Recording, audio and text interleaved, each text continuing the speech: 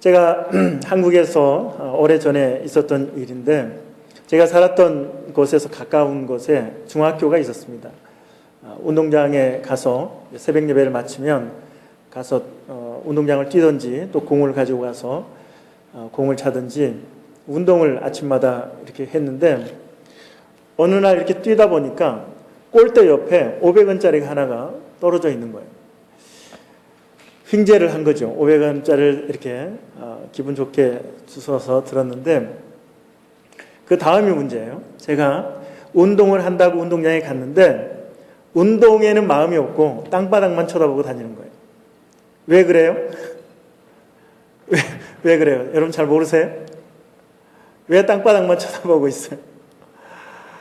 또 동전이 있나 하고 그거 찾으려고 이게 운동이 되지가 않아요. 뭐 뛰지도 못하겠고요. 이렇게 밑에만 보고 다녀서, 그러면서 언뜻 제 모습을 제가 보니까 참 쓴웃음이 나오죠. 이게 뭐야? 500원짜리 동전 하나 때문에 이게 너의 모습이 뭐냐? 이런 생각을 하면서 혼자 쓴 웃음을 웃었던 그런 기억이 있습니다. 이 주객이 전도가 된 거죠. 운동하러 운동장에 갔는데 운동을 안 하고 동전 주스로 다니는 그런 상황이 된 것입니다. 우리가 인생을 살다 보면 이렇게 주객이 전도되는 그런 상황들이 있습니다. 우리가 어떤 삶의 중요한 가치라고 생각하는 것, 아주 중요하다고 생각하는 것들을 바라보고 가다가도 또 한순간 혼란을 겪으면서 그렇게 중요하지 않은 것에 우리의 마음을 빼앗기고 우리의 삶이 에너지를 그쪽으로 소비하는 그런 모습들을 볼 수가 있습니다. 우리의 가족이 중요하다, 또 우리가 자녀가 중요하다, 이렇게 알고는 있는데 우리가 살다 보면 또 자식들을 위한다, 가족을 위한다는 그러한 의도는 갖고 있지만 사회생활 바쁘게 하다 보면 자녀를 잘 돌아보지 못하고 가정을 잘 돌아보지 못해서 자녀들이 점점 나이를 먹을수록 부모와 이렇게 가까워지지 않고 더 멀어지는, 나중에는 회복하기 어려운 상황으로 되고 부부관계도 어려워지는 그런 모습들을 볼 수가 있습니다. 그 외에도 뭐 여러 가지가 있겠죠. 우리가 살아가면서 어떤 것이 중요한 것인지 잠시 그 가치를 잊어버리고 살아갈 때가 있다는 것입니다. 이스라엘의 그 3대 왕이 있습니다. 1대 왕이 사울 왕이고 2대 왕이 다윗 왕이고 3대 왕이 솔로몬인데 다윗의 아들이죠. 이 사람이 전무후무한 그런 부귀영화를 누렸던 사람, 하나님께서 지혜를 주셔서 또 넓은 마음을 주셔서 정말 세계에서 유례를 찾아보기 어려운 그런 지혜로운 왕, 또 권력과 또 부를 누렸던 그런 사람이 솔로몬입니다. 성경에 보면 그가 참으로 대단한 그런 부를 누렸다는 것을 잘 설명하고 있는데, 금이 넘쳐나고 넘쳐나서 그 금으로 방패를 만들었다. 큰 방패, 작은 방패를 만들었다고 이야기하고 있습니다. 상하로 큰 보좌를 만들어 놓고 그 보좌를 금으로 도금을 했습니다. 마시는 그릇이 다 금이었고 은은 돌같이 많았다. 이렇게 기록합니다. 열왕기상 10장 23절에 보면 솔로몬 왕의 재산과 지혜가 세상의 그 어느 왕보다도 큰지라라고 말씀하고 있습니다. 재산뿐이겠어요? 후궁이 몇 명? 700명. 첩이 몇 명? 몇 명? 300명. 합쳐서 1000명이 있는 이런 사람이에요. 이렇게 부귀영화를 누리고 수많은 첩을 거느리면서 살면서 이 사람이 처음에 왕이 되었을 때, 어린 나이에 왕이 되었을 때에는 하나님, 제가 어린 나이와 같습니다. 하나님이 맡겨주신 이 나라, 이 백성들을 어떻게 섬겨야 될지 모르겠습니다. 하나님 저에게 지혜를 주십시오라고 하나님의 은혜를 구하며 일천번제를 드렸던 이 솔로몬이 이제 부귀영화를 누리면서 권력을 누리면서 또한 수많은 첩과 후궁을 거느리면서 마음이 하나님으로부터 등을 돌렸다라고 이야기를 하고 있습니다. 하나님으로부터 떠나고 말았습니다. 결국 하나님께서 그에게 진노하셨습니다. 그래서 그 아들, 너의 아들 때에서 너의 나라를 쪼개겠다. 그리고 다른 사람에게 그 나라를 맡기겠다라고 이야기를 합니다. 그래서 BC 931년에 이스라엘은 우리나라처럼 남과 북이 나누게 되죠. 분단이 됩니다. 그래서 북이스라엘과 남유다로 이렇게 나누어지는 가슴 아픈 역사를 갖게 되었습니다. 이러한 사실에 대해서 솔로몬은 노년에 아주 뼈속 깊이 뼈저리게 후회를 하면서 그가 노년에 기록한 말씀이 전도서입니다. 전도서 1장 2절. 거기 음향 들어가는 거, 컴퓨터 음향 들어가는 것 볼륨 꺼주시겠어요? 전도서 1장 2절에 보면 솔로몬은 이렇게 고백을 합니다. 헛되고 헛되며 헛되고 헛되니 모든 것이 헛되도다. meaningless. 아무런 의미가 없는. Everything is meaningless. 아무것도 모든 것이 헛되고 허상이라는 거예요. 의미가 없는 것이다. 모든 것이 헛되고 헛되다라고 고백을 하고 있다는 거예요. 솔로몬이 고백했기 때문에 대단한 거예요. 우리같이 평범한 사람이 고백했으면 그럴 수 있다라고 할 수 있지만 부귀영화를 누렸던 모든 권력과 또한 가장 지혜로운 그런 삶을 살았던 사람이 이런 고백을 하고 있는 것입니다. 그런데 오늘 우리가 읽은 본문에는 솔로몬하고는 조금은 대조가 되는 한 사람이 등장하고 있는데 그 사람이 바로 에녹이라고 하는 사람입니다. 에녹. 솔로몬은 이 세상의 것들에 마음을 빼앗겼던 사람인데 그래서 하나님으로부터 등을 돌렸던 사람인데 에녹에 대해서는 이렇게 기록합니다. 300년 동안 하나님과 동행하였다. 300년 동안 하나님과 동행하였다. 300년 동안. 하지만 그의 삶에 대한 구체적인 모습이 기록되어 있지 않습니다. 솔로몬에 대해서는 굉장히 많은 분량이 성경에 기록이 되어 있습니다.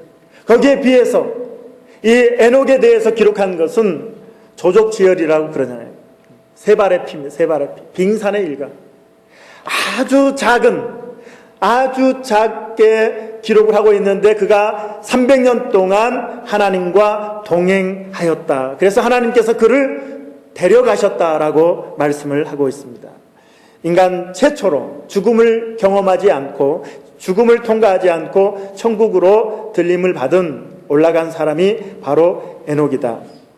300년 동안 동행했다라고 하니까 야, 참 오래 살았네, 장수했네 라고 생각할 수 있습니다. 우리가 100년 오래 살아야 100년 120년 이렇게 지금은 살잖아요. 그래서 에녹이 300년 동안 365세를 이렇게 살았다 성경에 기록되니까 참 많이 살았다, 오래 장수했다라고 생각할 수 있지만 에녹이 살던 당시에 사람들의 평균 수명이 900세가 넘습니다. 900세. 별로 놀라지 않으시나요? 1000년 가까이 살았습니다. 에녹의 아들 무두셀라가 최장수로 오늘날 같으면 기네스북에 올랐을 텐데 969세로 최장수 기록을 갖고 있습니다. 그때는 노아 홍수 전입니다. 노아 홍수 전이었는데 노아 홍수 전에는 이 지구가 하늘에 물층이, 수증기층이 두껍게 있어서 지구가 온실 효과를 보고 있었어요. 그래서 사람과 생물이 살기에 아주 적합한 환경이 되었던 것입니다. 이 캘거리가 굉장히 춥잖아요. 조금만 더 참으세요. 좀 이제 풀릴 것 같은데 저희 집에 작년에 비닐하우스를 만들고 그곳에 제가 깻잎을 이렇게 심어보니까 작년에 야유예배 참석하셨던 분들은 깻잎 그거 잘 컸잖아요. 너무 잘 자라요. 온실 속에서, 비닐하우스 속에서 잘 자라요. 그런데 제가 비닐하우스 밖에도 깻잎을 심었어요. 그런데 놀랍게도 한 달이 지나고 두 달이 지났는데도 밖에 있는 깻잎이 들깨가 자라지 않아요. 그대로 있어요. 그대로. 환경이 안 좋으니까, 날씨가 기온차가 너무 크니까. 그런데 비닐하우스 안에 있는 이 깻잎은 너무 잘 자라서 탈이에요. 너무 키가 막 못 자라니까 잘라줘도 또 자라고 또 자라고 손바닥 2개 합친 것만큼 크게 이 이파리가 커지는 것을 보았습니다. 그것만 보더라도 노아 홍수 이전에 지구가 수증기층으로 잘 감싸져 있었기 때문에 얼마나 사람들이 생물이 살기가 좋은 환경이었는지 우리가 알 수 있는 것이죠. 그런데 이제 노아 홍수를 통해서 하늘에 그 수증기층이 다 쏟아져 내려오면서 지구의 기후가 바뀌게 되었습니다. 점점 인간의 수명이 줄어들게 되죠. 공룡도 더 이상 살 수 없는 환경이 되어서 멸종하게 됩니다. 지금도 지층에서 화석이 발견되는 곳에 공룡과 사람이 같이 있는 흔적이 있습니다. 발자국이 있어요. 그 말은 무엇을 이야기하죠? 공룡과 사람이 동시대에 살았다는 것을 의미합니다. 지금도 사하라 사막 중앙에서 공룡과 사람의 뼈들이 발견되고 있습니다. 그것은 뭘 의미하죠? 그때 지구의 환경이 좋기 때문에 지금은 사막이지만 그곳에는 푸른 초목이 우거져 있었고 공룡도 사람도 살 수 있는 환경이었다는 것을 이야기하고 있는 것이죠. 그런데 점점 노아홍수 이후로 지구의 기후가 나빠지죠. 지금도 마찬가지입니다. 오존층이 파괴되면서 우리의 피부가 노출되면 안 된다고 계속 경고를 받고 있잖아요. 점점 이제 지구의 환경은 나빠지고 있는 것이 사실입니다. 노아홍수 전에는 사람들이 채식을 했습니다. 채식만 해도 충분히 체력을 유지하며 살 수 있었습니다. 그런데 노아홍수 이후에 하나님께서는 이제 너희가 육식을 해라 이렇게 이야기합니다. 육식도 해라. 왜냐하면 체력을 아마 기후가 나빠진 상황에서 체력을 유지할 수 있도록 하나님께서 육식도 말씀하신 것을 보게 됩니다. 에녹 당시의 사람들의 평균 수명이 900세였기 때문에 365세를 살았던 에녹은 사실 비교적 짧은 인생을 살았다고 할 수 있습니다. 그럼에도 불구하고 성경은 우리에게 이야기하고 있는 이 짧은 인생을 살았다고 할 수 있는 에녹의 인생이 비극이 아니라 가장 영광스럽고 가장 축복이 되는 삶을 살았다고 우리에게 말씀하고 있다는 것이죠. 그가 죽음을 경험하지 않고 천국으로 들림을 받았다. 남녀가 사랑을 하게 되면 헤어지는 게 싫잖아요. 제가 가끔씩 대학 캠퍼스에 이렇게 신방을 갈 때 보면 기숙사에서 이 커플들이 헤어지기 싫어가지고 얼마나 서로 애절하게 기숙사 앞에서 이렇게 헤어지는 걸 고통스러워하는지 몰라요. 그래서 우리 빨리 결혼하자, 우리 같이 살자 그러잖아요. 하나님께서도 에녹이 너무 사랑스러우셔서 천국으로, 세상에 그 당시 얼마나 타락한 세상이었습니까? 지금도 그렇지만 그래서 하나님께서 에녹을 천국으로 데리고 가시는 것입니다. 자, 하나님의 사랑을 독차지했던, 하나님과 동행했던 이 에녹, 영광스러운 인생을 살았던 이 에녹은 과연 어떤 특징적인 삶을 살았을까요? 에녹이 어떤 사람이었기에 하나님은 그와 동행해 주셨고 그를 천국으로 죽음을 경험하지 않고 통과하지 않고 인도해 주셨을까요? 우리가 그 힌트를 오늘 본문 21절과 22절에서 발견하게 됩니다. 21절 같이 읽겠습니다. 시작. 에녹은 65세에 무두셀라를 낳았고 무두셀라를 낳은 후 300년을 하나님과 동행하며 자녀를 낳았으며. 자, 이 짧은 말씀 중에 에녹의 인생의 터닝 포인트가 있어요. 전환점이 있는데 그것은 무엇이냐면 65세에 무두셀라를 낳았고 무두셀라를 낳은 후부터 300년 동안 낳은 후 300년 동안 하나님과 동행하였다. 이전에 무두셀라를 낳기 전에는 아주 독자적이고 이기적이고 쾌락을 쫓는 인생을 살았지만 개인을 위한 삶을 살았지만 그러나 그가 무두셀라를 낳은 시점부터는 하나님과 동행했다라고 말씀을 하고 있다는 것이에요.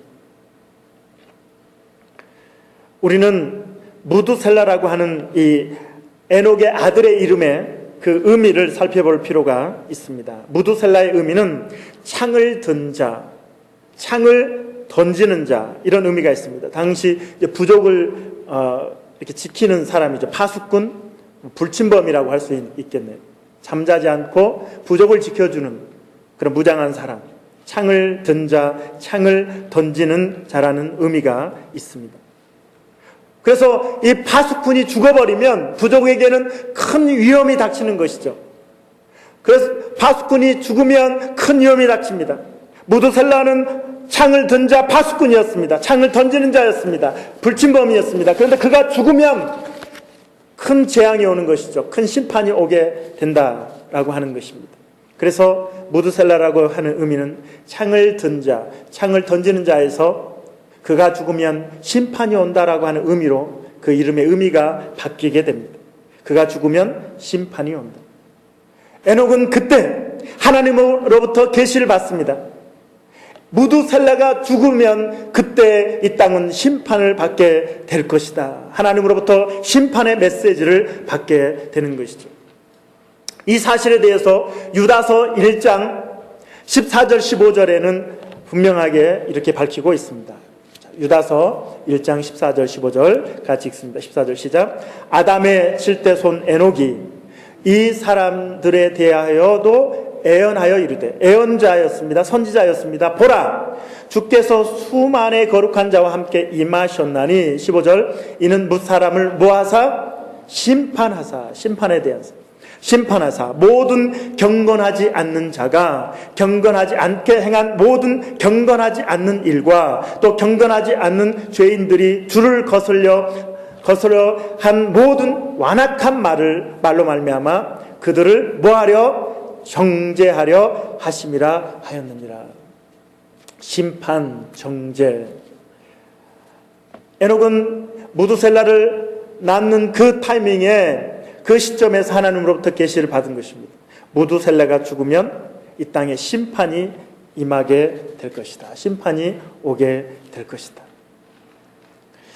그는 선지자였습니다. 하나님의 메시지를 받고 사람들에게 심판의 메시지를 선포했던 사람. 그래서 무두셀라의 의미는 심판을 의미하고 있습니다. 에녹이 자고 일어나면 무두셀라의 안부를 확인했을 것 같아요. 너 살았니? 너 죽으면 심판이 오는데. 그래서 계속해서 무두셀라가 아들의 안색을 살피고 아들을 바라보고 너 건강하니? 건강 괜찮니? 아침에 일어나서 확인하고 너 살았구나. 너가 죽으면 하나님이 이 땅을 심판하신대. 그러니 이 무두셀라, 이 에녹의 마음이 어떻겠습니까? 하루하루 순간순간을 살아가면서 그 아들의 안부를 살피는 것은 곧 하나님의 뜻을 살피는 것 아니겠습니까? 하나님의 때가 언제일까? 하나님의 심판의 때가 언제입니까? 그리고 그의 삶 속에서 어떤 선택의 순간마다 그가 마음속에 품고 있었던 것은 무엇일까요? 하나님은 심판하실 것이다. 하나님은 심판하신다. 내 아들이 죽는 그날 하나님은 심판하신다. 그러면서 그의 삶의 선택의 순간에 심판이라고 하는 것을 마음에 늘 품고 심판하신다면 어떻게 될까? 심판하신다면 나의 선택이 어떻게 될까? 심판하신다면 내가 지금 갖고 있는 것이 어떻게 될까? 마음에 늘 심판의 메시지를 가지고 살았던 사람이기 때문에 세상을 사랑할 수 없는 것이죠. 쾌락을 사랑할 수 없는 것이죠. 화려한 문화와 문명에 빠질 수 없는 그런 마음의 자세를 갖고 있는 것이죠. 심판이 임하게 되면 그 모든 것이 다 헛것이 될 텐데 내가 가치 있는 삶을 살아야 되겠다. 좀 더 하나님 앞에서 의미 있는 인생을 살아야 되겠다. 그런 마음을 늘 점검하니까 얼마나 심플한 인생을 살겠습니까? 얼마나 깨끗한 삶을 살 수 있겠습니까? 그렇지 않겠습니까? 영원히 살 것 같이 살면 허랑방탕하게 쾌락에 빠져서 그렇게 자기 마음대로 살 것입니다. 하지만 이제 얼마 남지 않았다고 생각하는 심판을 늘 기억할 때 내 삶이 늘 정화되는 것이죠.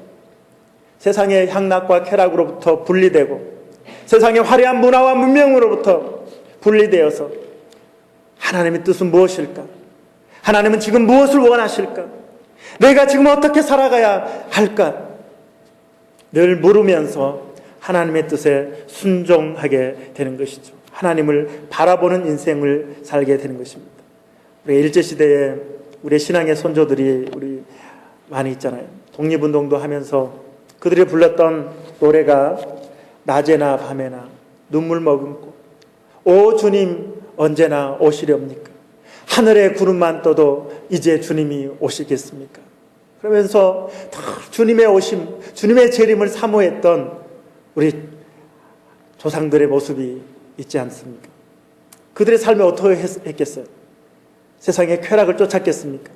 고무신 신고 화려한 좋은 비싼 옷 입지 않고 그 한 벌로 평생을 살아가면서 하나님께 기도하면서 말씀 전하면서 그렇게 우리 선배들이 살지 않았습니까? 제가 동전 때문에 또 하나 웃지 못할 그런 일이 있었습니다. 여기 캐나다에 보니까 이 10센트하고 5센트가 좀 애매하더라고요. 제가 처음으로 동전을 유심히 이렇게 살펴보는데 어떤 게 커요? 어떤 게 커요? 10센트가 커요? 5센트가 커요? 5센트가 크죠. 제 상식으로는 5센트가 작아야 되는 거예요. 제가 갖고 있는 생각이 잘못됐나요? 10센트가 커야 되는 거 아니에요? 그죠? 그런데 동전을 어느 날 갑자기 관심 있게 봤더니 5센트가 큰 거예요.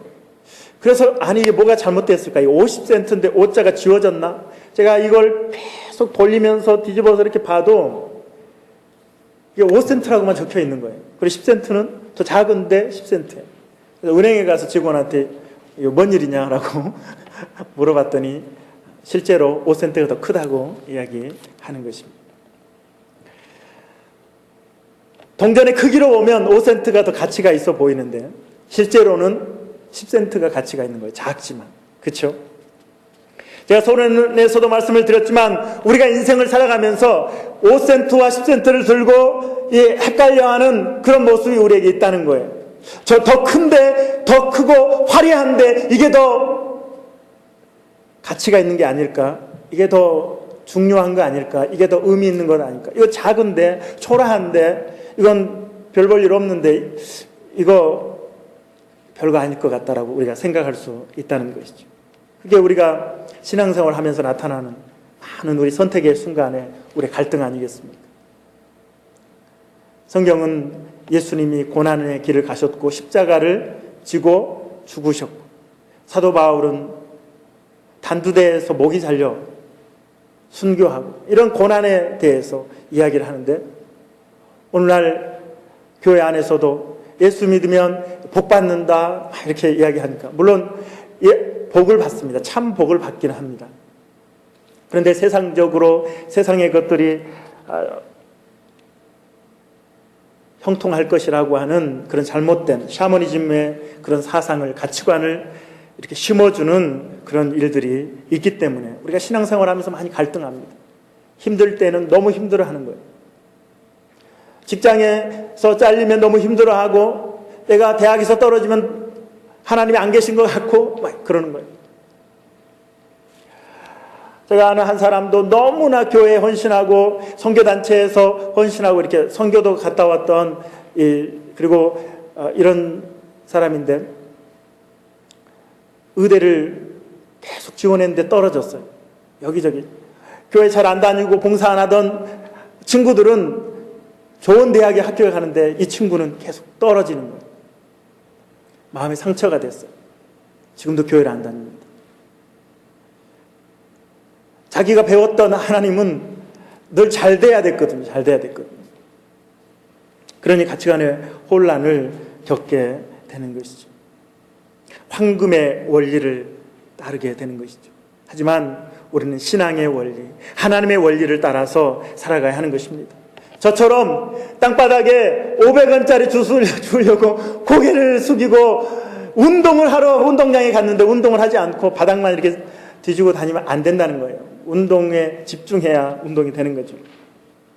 우리가 이 땅에서 가치 있고 의미 있는 인생을 살아가는 것, 하나님의 얼굴을 바라보면서 살아가는 것입니다. 에녹은 심판의 메시지를 받는 순간부터 늘 가치를 비교하는 거예요. 세상의 가치, 하나님의 가치를 들고 어떤 게 중요한 거지? 어떤 게 소중한 거지?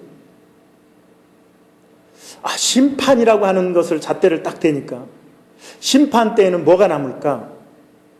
뭐지? 그러면서 보기에는 화려해 보지 않고 초라해 보이지만 하나님의 뜻이 있는 것, 하나님의 마음이 있는 것을 선택하는 인생을 살았다는 거예요. 순간순간, 매일매일, 매월 이렇게 살다 보니까 300년을 하나님과 동행하는 인생을 살게 된 것이죠. 그것은 굉장히 중요한 어떤 우리의 선택의 검증 시스템이 되어야 된다고 생각이 돼요. 이걸 기억하세요. 5센트, 10센트 손에 들고 큰 것이냐 작은 것이냐, 그리고 거기에 심판이라고 하는 잣대를 대고 나는 무엇을 선택해야 할 것인가.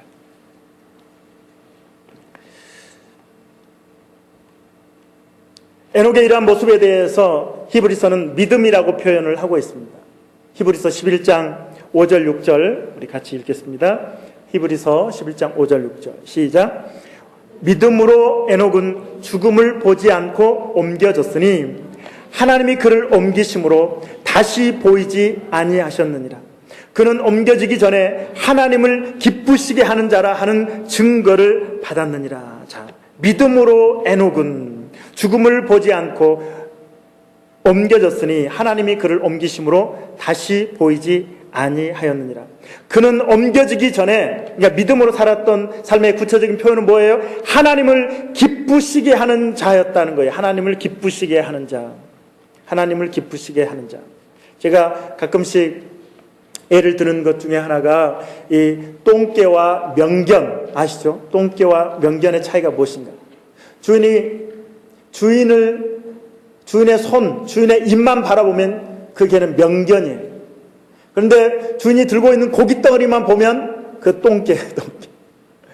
주인이 뭐라고 말하는지, 뭐라고 지시하는지 그 입과 손을 주목하는 그 개가 명견이 되는 거죠. 근데 먹을 거, 이 고깃덩어리만 집중하면 이 개는 똥개가 되는 것입니다. 늘 하나님을 기쁘게 할까? 어떻게 기쁘게 할까? 하나님을 기쁘게 하는 자라 하는 증거를 받았느니라. 6절 같이 읽겠습니다. 믿음이 없이는 하나님을 기쁘시게 하지 못하나니 하나님께 나아가는 자는 반드시 그가 뭐한 것과 계신 것과. 믿음이 없으면 하나님을 기쁘게 하지 못한대요. 그래서 믿음으로 하나님이 계신 것을 믿어야 합니다. 그리고 당신을 찾는 자들에게 복을 주시는, 상을 주시는 이심을 믿어야 할지니라. 하나님을 믿으라. 하나님을 바라보라. 하나님을 기대하라. 이런 순간순간 하나님을 기대하여야 하는 것이죠. 주님 앞에 여러분이 나오셔서 오늘 예배를 드리는 것, 하나님을 기대하시는 줄 믿습니다. 하나님을 바라보는 모습인 것이죠. 에녹은 죽음을 경험하지 않고 하나님 하늘나라로 옮겨지는 그 삶, 그렇게 되는 삶에 대해서 성경은 하나님을 기쁘시게 하는 자였다. 그리고 그 기쁘시게 하는 근거가 믿음이었다. 믿음은 보이지 않는 것입니다. 보이지 않는 것을 믿는 것입니다. 믿음은 바라는 것들의 실상이요, 보이지 않는 것들의 증거입니다. 전능하신 하나님을 우리가 이해할 수 없고 알 수 없지만 우리 믿음으로 그분이 우리와 함께 하시는 것, 그리고 그분이 계시는 것, 그리고 그분을 찾는 자에게 상을 주시는 것을 믿음으로 한 걸음 한 걸음 우리가 나아갈 때 하나님의 기쁨이 됩니다. 그것이 하나님과 동행하는 삶이 되는 것이죠. 에녹은 늘 마음에 어떤 메시지를 품었다고요? 심판에 대한 메시지. 무슨 메시지? 심판에 대한 메시지. 그러니 삶을 함부로 살 수 없는 거예요. 대충 살 수 없는 거예요. 아무렇게나 살 수 없는 거예요. 쾌락에 내 몸을 던져낼 수 없는 거예요. 허랑방탕에 내 인생을 던져놓을 수 없는 거예요. 매일매일 매 순간 자기 아들을 바라보면서 내 아들이 죽으면 이 땅에 심판이 올 것이다. 그래서 늘 하나님의 뜻을 살피면서 하나님과 동행하는 믿음의 사람의 모습, 이것이 바로 에녹의 모습이었습니다. 실제로 무드셀라는 노아 홍수가 일어나기 직전에 하나님이 그의 생명을 거두어 가십니다. 그래서 969세를 살다가 세상을 떠나게 되고, 무드셀라가 죽자 노아의 홍수가 이 땅에 내려지게 되는 것을 볼 수가 있습니다. 여러분 한번 노아 그 족보를 아담의 족보를 쭉 계산해 보시면 알 수 있을 것입니다. 제가 사진 찍는 거 좋아하잖아요. 목사님 사진 찍는 거 좋아한다고 여러분 그러시잖아요. 자꾸 사람들 귀찮아하고 또 뭐 아름다운 경치 이렇게 보면 사진 찍고 그러면 뭐 하러 찍냐고 그러면 뭐라고 대답해야 돼요? 남는 건 사진이야. 남는 건 사진이야. 우리 청년들 같은 경우는 먹는 게 남는 거야. 그렇죠? 먹는 게 남는 거야. 남는 장사를 해야 돼. 뭐가 남을까? 뭐 사진 찍어도 남고 먹는 것도 남는 거지만 그러나 영원히 남는 장사, 뭐 영원히 남는 가치, 그건 뭘까요? 그것을 우리는 붙들어야 하는 것이죠. 매일매일 삶 속에서 무엇이 영원할 것인가? 무엇이 남는 것인가? 무엇이 가치 있는 것인가? 무엇이 의미 있는 것인가? 무엇이 의미 있는 것이고 무엇이 중요한 것인지를 알기 위해서는 죽음 앞에 있는 사람에게 물어보면 돼요. 이제 이 땅을 곧 떠날 그 사람에게 무엇이 가장 중요한지 물는다면 뭐라고 얘기할까요? 당신에게 돈을 좀 드릴까요? No. 당신에게 명예를 드릴까요? No. 당신에게 권력을 줄까요? No. 당신이 좋아하는 드라마의 마지막 회 그거 안 보고 죽으면 얼마나 한이 되겠어요? 그거 보여드릴까요? No. 게임 그거 게임하게 해드릴까요? No. 집을 드릴까요? 차를 드릴까요? No, no, no! 아니요! 내 생명을 연장시켜 주세요. 내 생명을 연장시켜 주세요. 나 좀 살려주세요. 그거 아무 소용없어. 내 생명 살려준다면, 내 생명을 연장시켜 준다면 내게 있는 돈, 내가 가진 집, 내가 가진 차 당신에게 다 줄 테니까 내 생명을 연장시켜 주세요. 그렇게 이야기하지 않겠어요? 뭐가 제일 중요해요? 생명이 중요한 거예요. 생명이 중요한 거예요. 그래서 우리 예수님께서는 저와 여러분에게 영원한 생명을 주시기 위해서 2000년 전에 하나님이 인간의 몸을 입고 이 땅에 오셨습니다. 가장 낮고 천한 이 땅에, 저 베들레헴 땅에 방 한켠 구할 수 없어서 짐승이 사는 우리의 그곳에서 태어났습니다. 구유에 짐승의 그 먹이를 담는 그 밥그릇에 예수님이 누워주셨습니다. 30년 동안 목수의 일을 하시다가 3년 동안 천국 복음을 전하셨습니다. 그리고 갖은 핍박과 고난을 당하시다가 골고다 언덕의 십자가에 양손과 발에 못을 박히시고 머리에 가시관을 쓰시고 옆구리에 창을 맞으셔서 물과 피를 다 쏟으시고 그렇게 죽어주셨습니다. 왜요?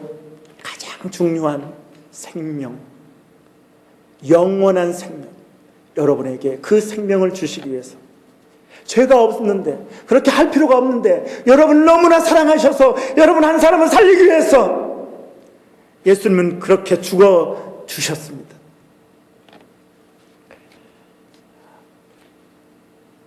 어떤 부모가 마음이 제일 아플까요? 사랑을 쏟아붓었습니다. 목숨까지도 아깝지 않게 자녀에게 사랑을 쏟아부었는데 부모를 원망하며 부모의 곁을 떠나버리는 그 자식을 바라볼 때 사랑을 쏟은 만큼 그 부모의 마음은 더 찢어지고 더 힘들고 더 절망감을 느끼게 될 것입니다. 하나님은 우리에게 아들을 주셨습니다.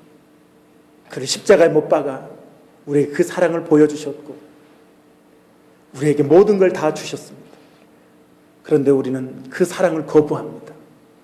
예수 필요 없다고, 하나님 필요 없다고, 내 자유롭게 내 마음대로 내가 살고 싶은 대로 살겠다고. 하나님의 마음이 얼마나 찢어지겠습니까? 얼마나 하나님의 마음이 아프겠습니까? 내가 너희들을 위해서 내 아들을 십자가에 못 박기까지, 내가 너희들을 사랑하고 내가 사랑했는데 내 사랑을 거부하다니. 사랑이 변하면 분노가 됩니다. 하나님의 진노가 얼마나 크겠습니까?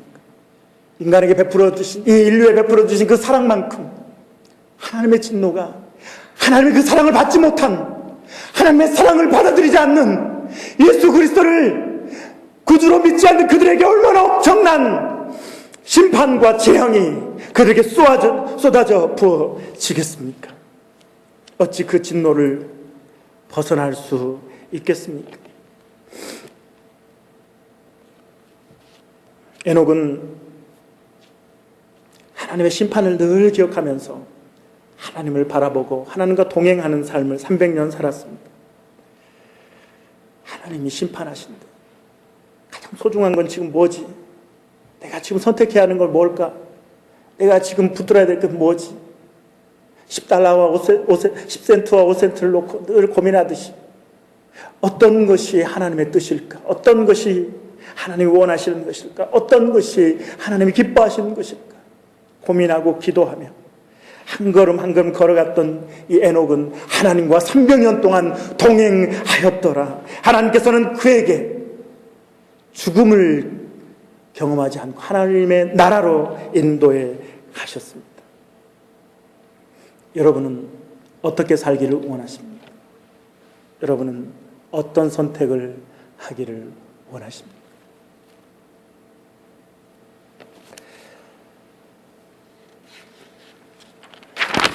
이 설교를 준비하면서 우리가 자주 부르는 이 찬양이 생각이 났습니다. 모든 상황 속에서 주를 찬양할지라. 주는 너의 큰 상급, 큰 도움이시라. 에녹처럼 하나님, 내 마음, 내 영혼을 확정하고 확정해서 내 믿음의 눈을 열어 주님을 보게 하여 주시옵소서. 사랑하는 우리 성도들이 하나님의 그 크신 사랑을 마음에 받아들이고 하나님과 동행할 수 있는 에녹과 같은 믿음을 허락해 주시옵소서. 여러분, 기도하는 마음으로 우리 찬양 하나님께 올려드립니다. 모든 상황 속에서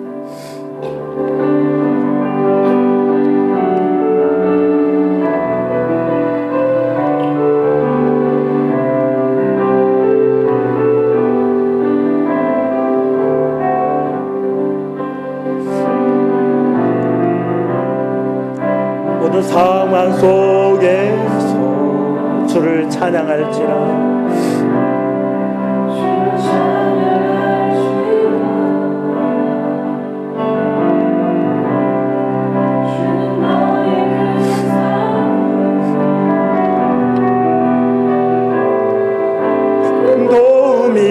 도움이시라. 주의 얼굴 구할 때, 얼굴 구할 때 주의 영을 부으사, 주의 영을 부으사. 크신 사랑 안에서,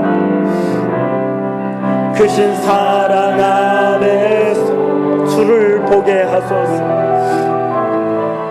주를 보게 하소서. 내 영혼이 확정되고 확정되어 싸우니, 내 영혼이 확정되고 확정되어 싸우니 믿음의 눈 들어 주를 바라봅니다. 내 영혼이 확정되고 확정되어 싸우니 믿음의 눈 들어 주를 다시 한번 처음부터 모든 상황 속에서, 모든 상황 속에서 주를 찬양할지, 주를 찬양할지라. 주는 너의 큰 상급, 주는 너의 큰 상급, 큰 도움이시라. 도움이시라. 주의 얼굴 구할 때, 주의 얼굴 하나님, 주의 영을 부으사, 주의 영을 부으사. 크신 사랑 안에서 크신 사랑, 하나님 우리 성도들이 주님을 보게 하여 주시옵소서. 주를 보게 하소서. 하나님 내 영혼이 확정되고 확정되었사오니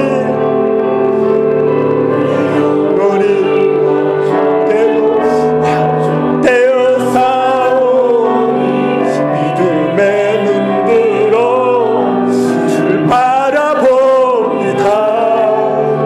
영혼이 확정되고 확정되었사오니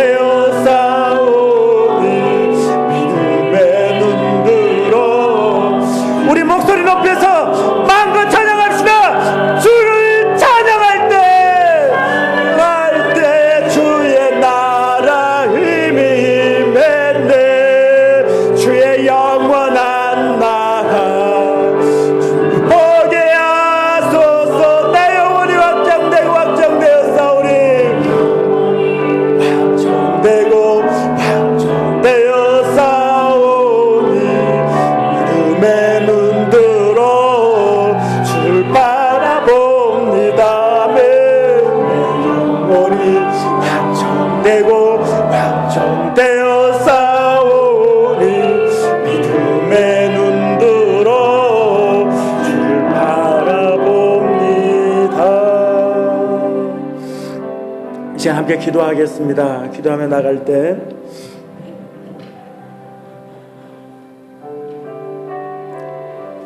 우리가 이 땅을 헛되게 살면 안 되지 않겠습니까? 가장 중요한 것을 붙들고 영원한 가치를 붙들고 살아야 되지 않겠습니까? 인생의 마지막 날 헛되니 모든 것이 헛되다, 헛살았다라고 한다면 얼마나 후회스럽겠습니까? 우리가 헛되지 않는 인생을 살아갈 수 있는 것은 두 손에 10센트와 5센트를 붙들고 어떤 것이 더 가치 있는 것인가를 늘 생각하듯이 어떤 걸 선택해야 할지, 어느 길로 가야 할지, 무엇을 붙들어야 하는지 에녹처럼 늘 마음에 하나님의 심판이라고 하는 잣대를 가지고 하나님의 심판하실 때에 남아있는 것, 영원한 것, 하나님의 뜻을 분별하고 하나님 뜻대로 살아가는 것, 하나님 에녹처럼 심판을 마음에 품고 하나님과 동행하는 인생을 살게 하여 주옵소서. 매일매일 순간순간 하나님과 동행하며 하나님의 뜻을 이루며 하나님을 기쁘시게 하는 자로 살아갈 수 있도록 하나님 도와주시옵소서. 다 같이 기도하겠습니다. 하나님 아버지의 은혜와 사랑을 감사합니다. 하나님 아버지여, 그렇습니다. 하나님, 세상에 돈도 영원하지 않습니다. 명예도 영원하지 않습니다. 쾌락도 영원하지 않습니다. 세상에 그 어떤 것도 먼지처럼 다 사라져 버릴 것입니다. 영원한 것 우리의 생명을 주시는 예수 그리스도, 우리를 사랑하시는 하나님 아버지의 그 사랑을 우리가 마음에 새기고 살아갈 수 있도록 도와주십니다. 하나님이 심판하실 것이라고 하는 이 분명한 메시지를 우리의 마음에 새기게 하여 주시어서 매 순간마다 하나님의 뜻을 분별하고 하나님이 원하시는 것, 하나님이 기뻐하시는 것을 따라 선택하고 살아가는 저와 우리 성도들이 되어줄 수 있도록 하나님이 도와주시옵소서. 아버지의 헛된 인생을 살아서 후회하지 않게 하여 주시옵시고, 가치 있는 것 붙들고 하나님 앞에 잘하였도다, 착하고 충성된 종이라고 인정받는 우리 성도들의 삶이 되어질 수 있도록 하나님 도와주시옵소서. 오 하나님 붙들어 주시옵소서. 오 주여 역사여 주시옵소서. 하나님은 살아계십니다. 하나님은 세상을 창조하셨습니다. 하나님은 주인이십니다. 하나님은 왕이십니다. 하나님이 계신 것과 하나님을 찾는 자들에게 상 도와주시는 이심을 우리 성도들이 믿게 하여 주시옵소서. 오 성령이여, 이 시간 임재하여 주시고 저들을 어루만져 주시고 터치하여 주시옵소서. 오 주여 역사하여 주시옵소서.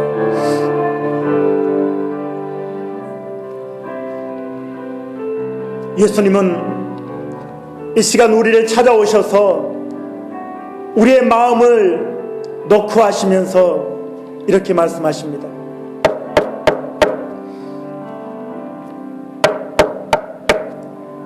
볼지어다 내가 문 밖에 서서 너의 마음의 문을 두드리노니 누구든지 내 음성을 듣고 마음의 문을 열면 내가 그에게로 들어가 그로 더불어 먹고 그는 나로 더불어 먹으리라. 이 시간 우리 예수님께서는 여러분의 마음을 놓고 가십니다. 예수님을 믿는 자는, 예수님을 마음에 모신 자는 하나님의 자녀가 되고 영원한 생명을 얻게 됩니다. 선행으로 될 수 없는, 돈으로 할 수 없는, 고행으로, 금식으로, 철학으로, 지식으로, 능력으로, 권력으로 할 수 없는 그 일, 영원한 생명을 얻는 것은 우리가 마음을 열고 예수님을 나의 구주, 나의 하나님, 나의 죄를 위해 십자가에 죽으신 나의 구주 하나님으로 모시기만 하면 우리의 모든 죄는 용서받고 우리는 하나님의 자녀가 되고 영원한 생명을 얻게 되는 것입니다. 예수님을 마음에 영접하는 것은 기도를 통해서 가능합니다. 예수님 제 마음에 들어오십시오. 들어오셔서 나의 죄를 용서해 주시고 나의 구주가 되어 주십시오. 나를 천국까지 인도해 주십시오. 내 마음에 들어오신 주님, 이제부터 천국까지 갈 때까지 함께하여 주시옵소서. 이렇게 기도를 드린다면 주님은 여러분의 마음에 들어오시고 여러분과 동행하며 여러분 영생의 길로 인도해 주실 것입니다.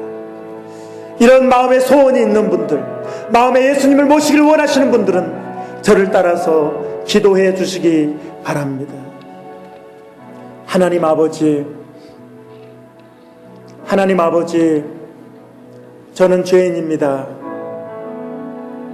예수님께서 저의 죄를 위해서 십자가에 달려 피 흘려 죽으신 것을 믿습니다. 이 시간 마음의 문을 활짝 열고 예수님을 저의 마음에 모십니다. 오셔서 모든 죄를 용서해 주시고 나의 구주, 나의 하나님이 되어주시고 천국 갈 때까지 동행하여 주시옵소서. 감사합니다. 나의 기도를 들으시고 지금 저의 마음에 들어오셔서 나의 모든 죄를 용서해 주시고 나의 구주, 나의 하나님이 되어주셔서 감사합니다. 예수님의 이름으로 기도합니다. 아멘.